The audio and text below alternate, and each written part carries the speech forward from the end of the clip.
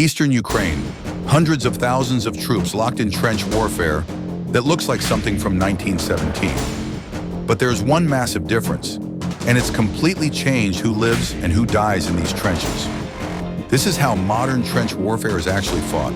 Today, on the front lines of eastern Ukraine, Ukrainian troops prep an FPV drone that costs around $500, less than a used iPhone. And it's about to clear an enemy position that would have taken artillery batteries and weeks of fighting in World War I.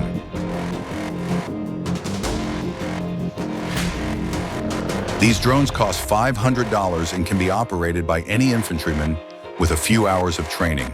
Compare that to artillery support, millions in equipment, dedicated crews, and you're still guessing where the rounds land. With portable drones, Ukrainian troops get real-time surveillance and precision strikes from the same device. It's why trench assaults that used to take weeks now take minutes.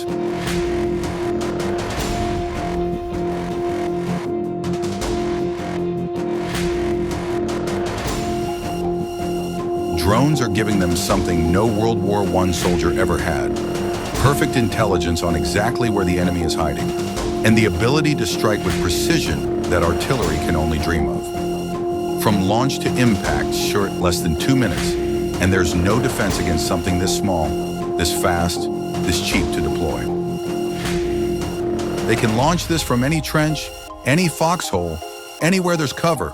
No multi-million-dollar launch system, no logistics train, just soldiers with consumer-grade technology that's rewriting a century of infantry doctrine. Both sides are using these now, Russia, Ukraine. It doesn't matter who has more tanks or artillery anymore. What matters is who can put more of these in the air. The entire calculus of trench warfare just got flipped on its head. Here's the reality of Ukraine's situation. Russia has deployed over 400,000 troops to eastern Ukraine. Ukraine has roughly 80,000 in this sector, a 5-to-1 manpower disadvantage. In 2 years of fighting, the front lines have moved less than 40 miles in either direction. That's not stalemate from lack of trying. That's stalemate because drones made traditional infantry assaults suicide. Ukrainian forces use drones for reconnaissance first, strike second. They identify Russian positions, relay coordinates to artillery, then use drones to hit anything the artillery misses or can't reach Russia, fires an estimated 20,000 artillery shells per day in this sector. Ukraine fires around 5,000. The difference is Ukraine knows exactly where those 5,000 shells need to land because drones provide real-time targeting data. Russian commanders can't mass troops for breakthrough assaults anymore. Any concentration of more than a platoon gets spotted and targeted within the hour. In 2022, Russia could move company-size elements, 150 men, without immediate detection. Now groups larger than 20 troops draw drone strikes before they reach the assault line. This forces Russia to attack in smaller waves, which Ukrainian defenders can handle even with fewer troops. A $50,000 artillery barrage used to be suppressive fire. You saturate an area and hope you hit something. Now, a $500 drone confirms the target exists before you fire. Ukraine is getting kill confirmation on 70% of drone-directed artillery strikes compared to 20% for unguided fire. That's the difference between burning through your ammunition stockpile and actually degrading enemy combat power. For Russia, the problem is manpower losses they didn't plan for. They're taking an estimated 1,500 casualties per day across the entire front, killed and wounded combined. A significant portion of those come from drone strikes in areas that should be safe rear positions, trenches, bunkers, supply routes.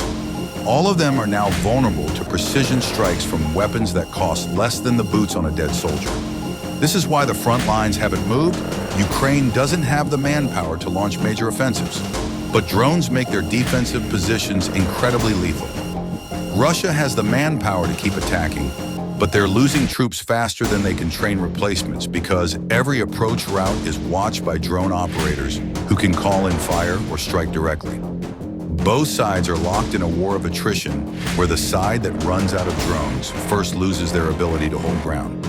The tactical advantage isn't with whoever has more artillery or more tanks, it's whoever controls the airspace from ground level to 300 feet. That's where these drones operate, and that's where this war is actually being decided.